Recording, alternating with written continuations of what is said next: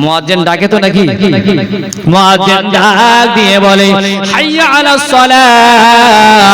5 বার আপনাদের গ্রামে বলে, 5 বার নয় বাবা 10 বার করে বলে হাইয়া আলাস সালাহ। এই নামাজের জন্য তোমরা এসো। আবার মুয়াজ্জিন আবার ডাক দিয়ে বলে হাইয়া আলাল ফালাহ। এই নামাজের ভিতরে কল্যাণ আছে, এই নামাজের ভিতরে ভালাই আছে। মুয়াজ্জিন বারবার সারাদিন আপনার ডাকলো, জোহরে ডাকলো আপনি আসলেন না। আমার আল্লাহ বলেন হয়তো আসরে আমার বান্দা আসবে। আসরে আবার মুয়াজ্জিন ডাকলো, আবার আসলেন না। আমার আল্লাহ ভাবলেন যে মাগরিবে আসবে। এইভাবে সপ্তাহ পার করে দিলেন।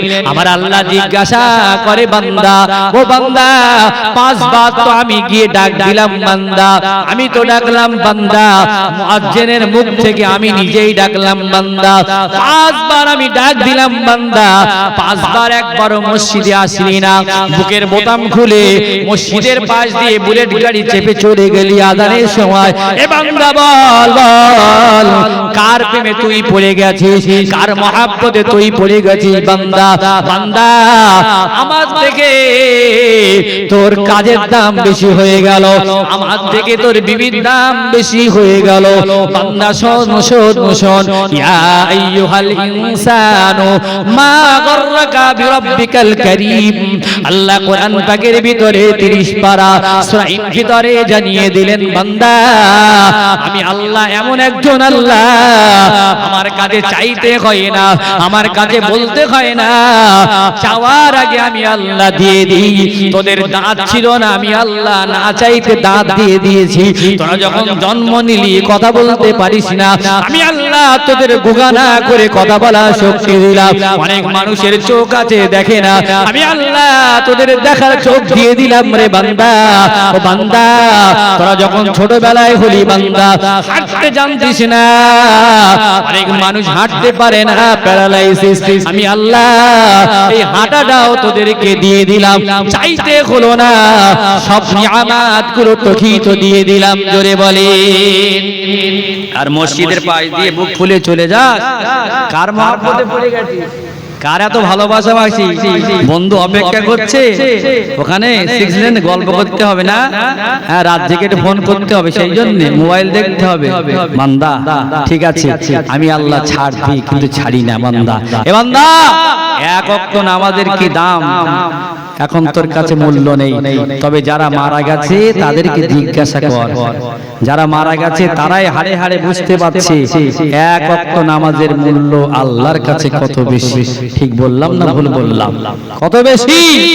কেউ আমাদের বলে জমির পাগল, বাড়ির পাগল, বিবির পাগল, কাজের পাগল, বলে না বলে না লোক আমাদের বলে না, কিন্তু আমার আপনার নবী সরআরে কায়নাত পৃথিবীর শ্রেষ্ঠ মহামানব আমার নবীকে সবাই বলতেন কি বলতেন? আমার নবীকে সবাই বলতেন দিনের পাগল, দিনের পাগল, দিনের পাগল। সেই জন্য আমরা আজকে শপথ নিয়ে যাব, যতদিন না মানুষ আমাদেরকে দিনের পাগল বলে ডাকবে ততদিন আমরা আমাদের জায়গা থেকে সরব না, মরতে রাজি নই। আল্লাহ আমাদের কেমন বানিয়ে দাও আমরাও যেন দিনের পাগল হতে পারি। লোকে যেন বলে এই মুরব্বিটা মসজিদের পাগল, মসজিদ থেকে তো ফিরে আসে না। যতক্ষণ না এই আওয়াজটা দূরে থেকে আসবে আল্লাহ ততদিন যেন আমাদের মাউত দেবেন না। জোরে বলেন না সুবহানাল্লাহ। পাইলে নিরালাই গো নবী, পাইলে নিরালাই, এটা বলেন পাইলে নিরালাই গো নবী, পাইলে নিরালাই, পাইলে নিরালাই গো নবী, পাইলে নিরালাই।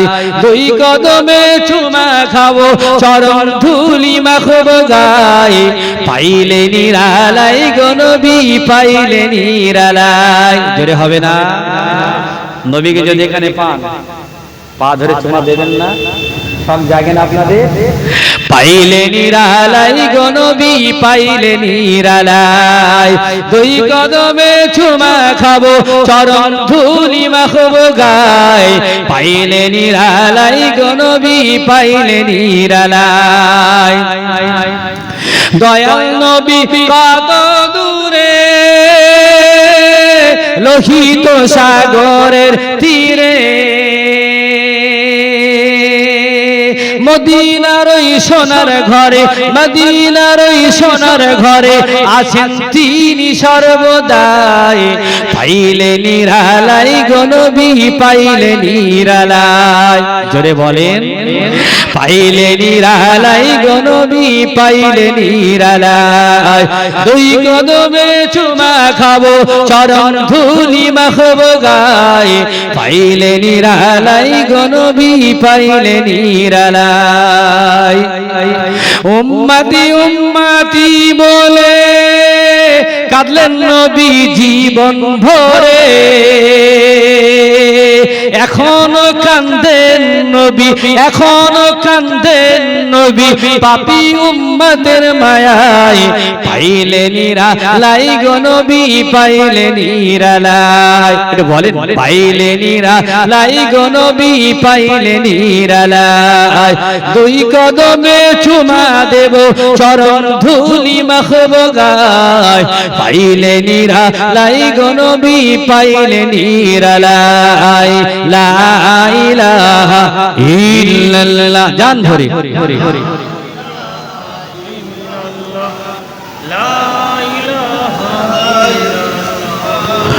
মুহাম্মাদুর রাসূলুল্লাহ, সকলে বলেন সাল্লাল্লাহু আলাইহি ওয়াসাল্লাম।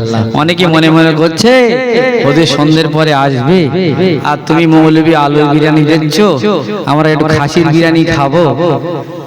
মাঝে মাঝে আলুর বিরিয়ানি খেতে হয় না, ডাক্তাররা মানাও করে খাসির বেশি খেও না। তো হুজুর আসবেন ইনশাআল্লাহ, আপনারা এসে বসেন। যদি ফাঁকা ফাঁকা দেখে একটু হুজুর কষ্ট পাবে না, হ্যাঁ কষ্ট পাবে, সেজন্য আপনারা চলে আসেন। বাবা আমরা এখন হয়তো প্রথমে একটু ডাল দিয়ে খেয়ে এলেন, বসে আসবে, চলে আসেন বাবা, চলে আসেন, চলে আসেন। আপনাদের কষ্ট লাগে না তো বাবা? কোরআন হাদিসের কথা কষ্ট লাগে না তো? অনেকের হয়তো ব্যথা লাগতে পারে, ব্যথায় টিপে ধরলে কষ্ট লাগবে না? ছোট মানুষ হয়ে অনেক আছে মুরব্বী 60 বছর বয়স গিয়ে দেখেন বসে বসে বিড়ি খাচ্ছে। আল্লাহ যার লজ্জা তুলে নিয়েছে, হ্যাঁ আল হায়া শু'বাতুম মিনাল ঈমান, যার লজ্জা নাই তার কিছু আছে? 60-70 বছর বয়স, আমি দুঃখ দিয়ে কথা বলছি না, বিড়ি পান করছে, বিড়ি খাচ্ছে। অনেকে আছেন দেখেন গিয়ে ওই কেবিল লাইনের সামনে, টিভির সামনে বসে আছে। অনেক মুরব্বি আছে একটু গ্রাম ঘুরে দেখেন বসে বসে টাস খেলা করছে, আছে না? এখনো অনেক মুরব্বি আছে বুড়ো বয়সে মাশাআল্লাহ শয়তানের ধোকায় পড়ে গালিগালাজও করে না? এই মানুষটা তো 24 ঘন্টা মসজিদের সঙ্গে জুড়ে থাকার দরকার ছিল। আমি আপনি যারা বিড়ি খাই, গান বাজনা এখনো দেখি, টাস খেলা করি, আল্লাহ বলে বান্দা তুই তো আগুন পছন্দ করতিস, আগুন মহাব্বত করতিস, বান্দা তোর আর হিসেব লওয়ার দরকার নেই, যা জাহান্নামের ভিতরে যা। আল্লাহ দেবেন না? দেবেন। যা করেছেন ত্যাগ করে দেন। আমার আল্লামা হুজুর নিষেধ করেছেন, মানা করেছেন। আমার মা বোনদেরকে বলি, ও মা বোনেরা, সাহাবাদের ঘরে যখন বাচ্চাদের দুধ খাওয়ানো হতো, দুধ পান করানো হতো, ওই সময় বাচ্চারা যখন দুধ পান করতেন না, সাহাবাদের স্ত্রীরা, নবীদের ঘরে স্ত্রীরা বলতেন এক্ষুনি নবী আসবে, এক্ষুনি সাহাবা আসবে, এক্ষুনি ফেরেশতা আসবে, দুধ খেয়ে নাও, দুধ খেয়ে নাও, দুধ খেয়ে এক্ষুনি ফেরেশতা আসবে, নবী আসবে, সাহাবারা আসবে, দুধ পান করো, দুধ পান করো। সাহাবাদের ঘরে বাচ্চাদেরকে এইভাবে ভয় দেখানো হতো। আমাদের মায়েরা বোনেরা বাচ্চাদের যখন দুধ পান করায়, বাচ্চাদেরকে ভয় দেখায়, এক্ষুনি বাঘ আসবে, এক্ষুনি শেয়াল আসবে, এক্ষুনি কুকুর আসবে। বাচ্চাদের যদি এই খারাপ কথা বলে ঠান্ডা করা হয়, ওই বাচ্চাদের ছোটবেলা থেকে চরিত্রটা নষ্ট হতে থাকে। সাহাবাদের ঘরে বাচ্চাদেরকে যখন ঘুম পাড়ানো হতো, সুন্দর সুন্দর গজল বলা হতো, সুন্দর সুন্দর কোরআন তেলাওয়াত হতো, হদর পড়া হতো, কিরাত পড়া হতো, বাচ্চারা আরামে ঘুমিয়ে পড়তেন। আর আমাদের ঘরের মা বোনেরা যখন বাচ্চাদেরকে ঘুম পাড়ায়, ওই সময় হাট্টিমাটিম ধরে, বিভিন্ন গান ধরে, করে, এক হাতে মোবাইল, আর মোবাইল বাচ্চাকে দেখায় আর ঘুম পাড়ায় হাল্লা নাড়া দেয়। বলেন ওই বাচ্চার চরিত্র খারাপ হবে না? হবে না? আমাদের ঘরের বাচ্চারা যখন একটু দুষ্টামো করে, এখন আধুনিক যুগে দেখছি একটু বদমাইশি করলে মা বলছে বদমাইশ করলে তোর মেরে ফেলবো, এই মোবাইলটা নিয়ে চুপ করে দেয়, চুপ করে দেয়। বাচ্চা বলে মা কি দেখবো? মা বলে একটু নাচ গান দেখবি, অন্য কিছু দেখবি না, না একটু কার্টুন দেখবি, না একটু সিরিয়াল দেখবি, বেশি কিছু দেখবি না। ছোট ছোট সোনা মানিককে ছোটবেলা থেকে তার চরিত্রটা বাপ মা নিজে হাতে নষ্ট করছে। ঠিক বললাম না ভুল বললাম? আমরা বলি একটু কার্টুন দেখ, একটুখানি গান দেখবি, সিনেমা দেখবি, বাইরে গিয়ে যদি যাস, ওদের বাড়ি যদি যাস, তোর মাথা একদম খেয়ে ফেলবো, মাথা টাথা সব খেয়ে নেবো একদম। বাড়ি বসে সিনেমা দেখবি কি যা দেখবি দেখ, তুই বাইরে বেরোবি না। মোবাইলটা বার করে বাচ্চা মোবাইল চালাতে পারে না, হাতে তুলে দিচ্ছে মায়েরা, তাই না? বলে আমরা কোচি, আমার কোচি মোবাইল না দেখবি ভাত খেতে পারে না। কি শখের আবদার! আপনারা যারা এখানে বসে আছেন, আপনাদের সব তো শরীর তো একেবারে বেগে চুরে লাঠি ধরে ধরে এসেছেন তো নাকি? মোবাইল দেখেননি, ভাত খাননি তো নাকি? একটা বাচ্চা 2 দিন 4 দিন যদি মোবাইল না দেওয়া হয়, ওর খিদে যখন লাগার মতো লাগবে এমনি সাইজ হয়ে যাবে বাচ্চা। হবে না? হবে না? আমরা হাতে করে গান দেখাচ্ছি, নাচ দেখাচ্ছি, আর এই ছেলেগুলো একটু বড় হয়ে প্যান্ট ট্যান ছিঁড়ে কোমরে শুধু বেল ধরে টানতেছে, বেল খুলে যাচ্ছে এখন থেকে।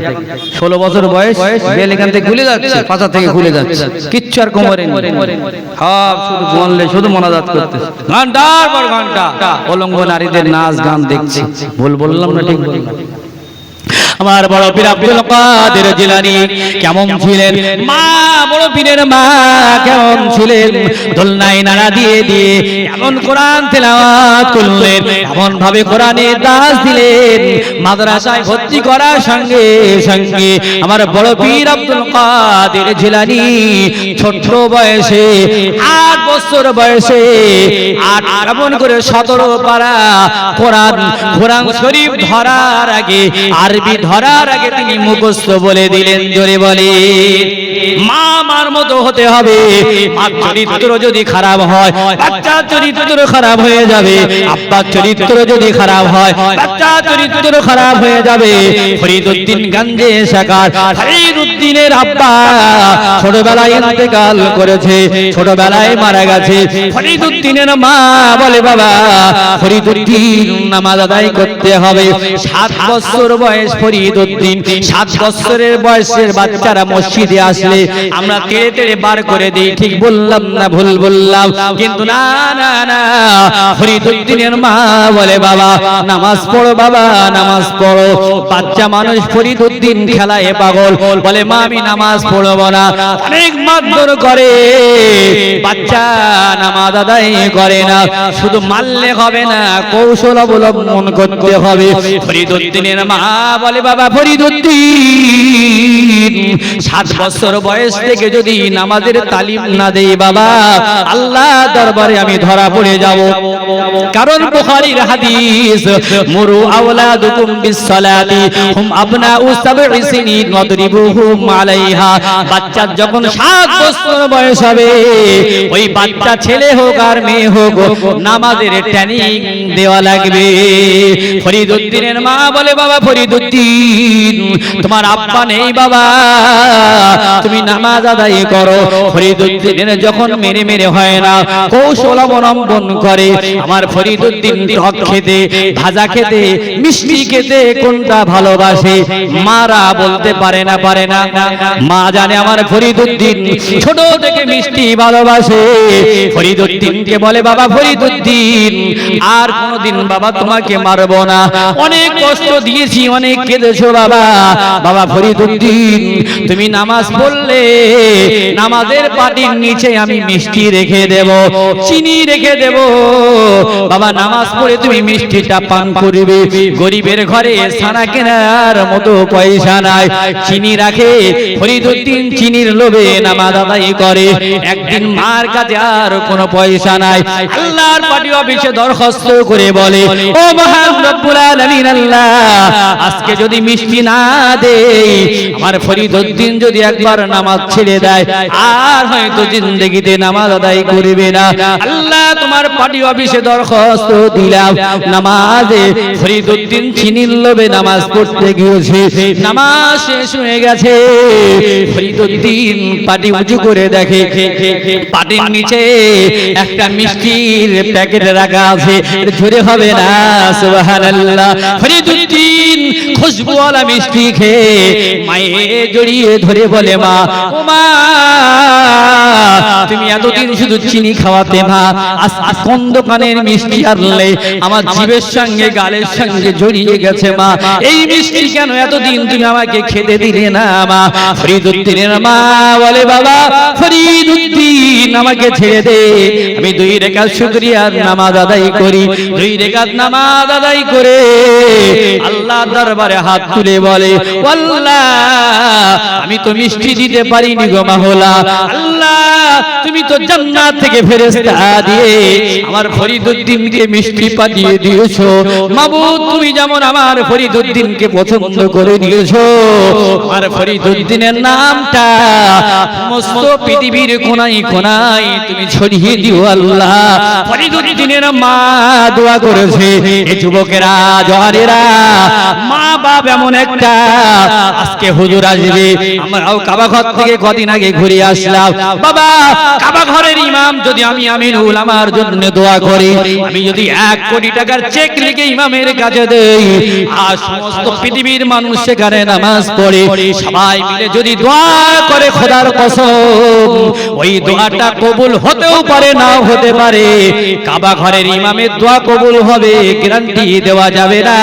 তবে আপনি 50 টাকা ছানা কিনে আনলেন, কেমন করে 10 টাকা দিয়ে একটা লেবু কিনে মার হাতে দিলেন, মাকে বললেন মা দোয়া করো মা, আমি অসুস্থ, আমার ব্যবসা ভালো চলে না, 10 টাকা দিলেন মার হাতে, একটা ফল কিনে দিলেন, মা যদি দোয়া করে, আল্লাহর কসম মসজিদের সামনে রেখে বলি, মার হাতে দিলে সঙ্গে সঙ্গে সুইচ টিপলে আলো জ্বলতে দেরি হয়, তার আগে মা দোয়াটা আল্লাহর দরবারে কবুল হয়ে যায়। জোরে বলুন, এটা চিল্লে বলা যাবে না। এর নাম হলো মা। পীর সাহেবের বলছেন, আমি আমিও বীর ভক্ত, ওখানে পড়াশোনা, একটু উদাহরণ দিয়ে বলছি, দোয়া কবুল হয় কার? আমরা সেই জায়গায় ছেড়ে দিয়েছি, গাছের গোড়ায় পানি না দিয়ে আগায় পানি দিচ্ছি। মা বাপকে খেদমত করেন, পীর আলী ওলিদের সঙ্গে চলেন, ওটা বসা করেন, দেখবেন ইহকাল পরকাল হয়নি, হবে না, হতে পারে না, আমার নবীর সাথে কারো তুলনা। বলেন, হয়নি, হবে না, হতে পারে না, আমার নবীর সাথে কারো তুলনা। তুলনা তো দূরের কথা, ছায়াও মেলে না, তুলনা তো দূরের কথা, ছায়াও মেলে না। হয়নি, হবে না, হতে পারে না, আমার নবীর সাথে কারো তুলনা। সকল নবী রাসূল ছিলেন খোদার দেওয়ানা, 2 নয়নে দেখবে খোদা ছিল তামান্না, আর মোর নবীকে নিল ডেকে দেখবে রব্বানা। হয়নি, হবে না, হতে পারে না, আমার নবীর সাথে কারো তুলনা। হয়নি, হবে না, হতে পারে না, আমার নবীর সাথে কারো তুলনা। পিছনে আলহাজ হযরত মাওলানা হাফেজ মাওলানা আমিরুল ইসলাম সাহেব বড় বক্তা বসে আছেন। আপনাদের ইমাম সাহেব যোগ্যতাপূর্ণ একজন ইমাম শুনেছি, হাফেজ কারি মাওলানা, এবং আল্লাহর খানায় কাবাও দিদার করে এসেছেন। হ্যাঁ, অনেক বড় বড় জায়গায় হুজুরের যোগাযোগ। মাওলানা সাহেব পিছনে বসে আছেন, আমি খেয়াল করিনি। আসবেন, ওয়াজ নসিহত করবেন, একটা মাদ্রাসাও দেখাশোনা করেন। আমি একটা মাদ্রাসা দেখাশোনা করি, ছাত্রদের যদি মনে হয় একটু দূরে দেওয়ার দরকার, ভালো জায়গায় দোয়া দিতে হবে, ওদের সঙ্গে যোগাযোগ রাখবেন, আমার জন্য দোয়া করবেন, আমি আপনাদের জন্য দোয়া করি। ওয়া আখির দাওয়ানা আলহামদুলিল্লাহি রাব্বিল আলামিন। আসসালামু আলাইকুম ওয়া রাহমাতুল্লাহি তাআলা ওয়া বারাকাতুহু।